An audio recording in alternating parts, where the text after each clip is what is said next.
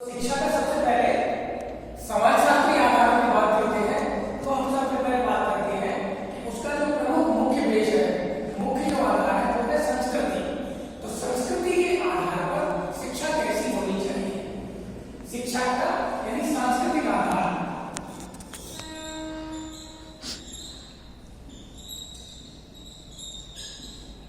अगर हम इनकी बात करें तो सबसे पहले हमारी जो शिक्षा है वो संस्कृति में कैसे होनी चाहिए, कल्चर होनी चाहिए। जैसा डॉक्टर राधाकृष्णन कहते हैं कि आवश्यक है, जैसे आत्मा के लिए हमें फलने फूलने के लिए संस्कृति की आवश्यकता होती है, शिक्षा भी वैसे ही है। अगर संस्कृति संपन्न है गुणों से तो शिक्षा भी हमारी वैसी होगी।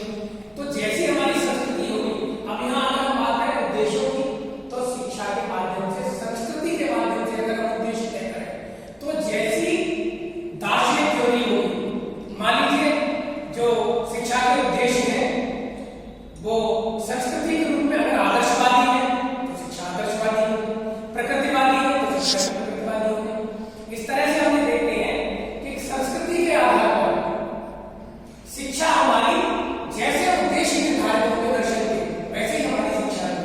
दूसरा आता है पाठ्यक्रम।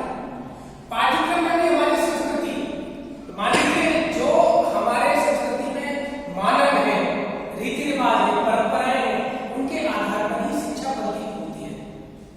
शिक्षण क्रिया भी उसी तरह से कला कौशल है, व्यक्ति की अपनी सोच है, उसकी जीवन शैली है, उसके जीने के तरीके हैं, उसका व्यवहार है, ये सब कुछ भी इन्हीं पर निर्भर करता है। पाठ्यक्रम से अगर ये सम्मिलित है तो जैसा पाठ्यक्रम होगा विद्यार्थी वही पढ़ेगा और वो समाज को निर्धारित करता है। तो हमारी संस्कृति में ये जो चीजें सम्मिलित होंगी वो सारी शिक्षा में वैसे ही उतर के आ जाती है। अब आता है शिक्षा।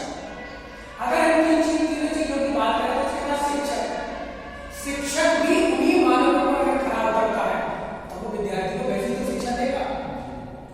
इसलिए एक टीचर का संस्कारी होना बहुत आवश्यक है। अभी जैसे कल ही हम कुछ बीएड सेकेंड ईयर के बच्चों से बात कर रहे थे तो उन्होंने अपने एक्सपीरियंस सबसे शेयर किए जहाँ जहाँ पढ़ाने गए थे विद्यालयों में। तो उन्होंने कहा कि सर वहाँ का डिसिप्लिन बहुत अच्छा था, वहाँ डिसिप्लिन कुछ नहीं था।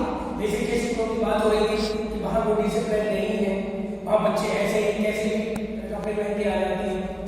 कुछ स्कूल बड़े, एक बच्चे ने अपनी तारीफ की शिशु मंदिर की कि सर वहाँ डिसिप्लिन बहुत अच्छा था, लेकिन टीचर इतना कॉपरेट नहीं कर रहे थे कि डिसिप्लिन बहुत अच्छा था। सारे वेल बच्चे थे, सब उनमें जो संस्कार डाले जाते, तो ये संस्कृति का ही असर है कि इस तरह के विद्यालय। दूसरा, अगर हमारी संस्कृति अच्छी तो संस्कार तो वैसे ही अच्छे आ जाएंगे। तो एक टीचर का ऐसा होना होगा, तो एक अध्यापक अगर संस्कारहीन है तो शायद जो वहाँ डॉक्टर राधाकृष्णन कहते हैं कि संपन्न होना बहुत आवश्यक है।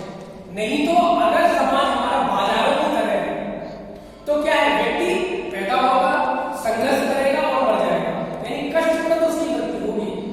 अगर वही शिक्षित है और संस्कारित है तो मृत्यु भी उसकी एक अच्छे तरीके से होगी।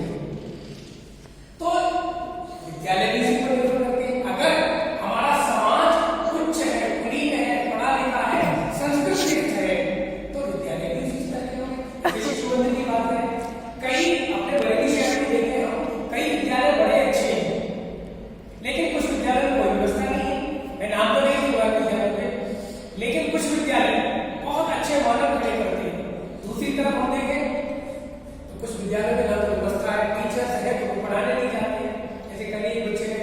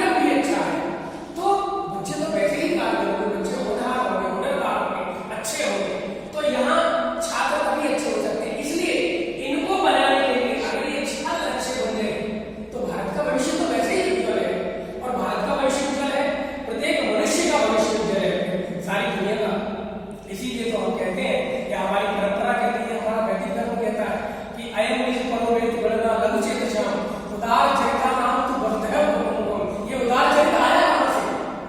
संस्कृति से तो आया, हमारी सभ्यता से तो आया, तभी तो हम उदार चरित्र की बात करते हैं। और ये सब गाड़ी से संबंधित है पूरी शिक्षा से।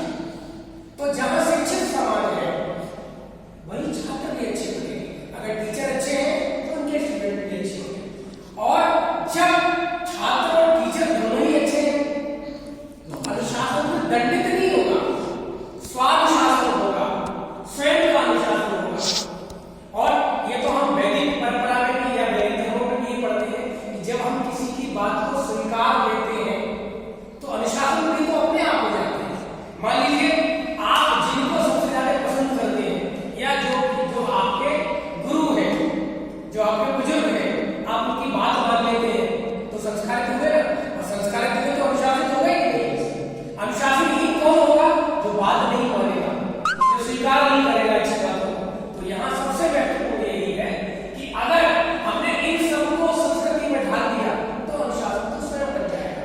और यही सब शिक्षा में सम्मिलित है कि जब ये सम्मिलित हो गया पूरा तो हमारी शिक्षा संस्कृति के आधार पर वैसे ही उच्च कोटि की होगी। और उच्च कोटि की होगी तो जो हम कल्पना करते हैं कि भारत विश्व गुरु बनेगा, तो विश्व गुरु कौन है?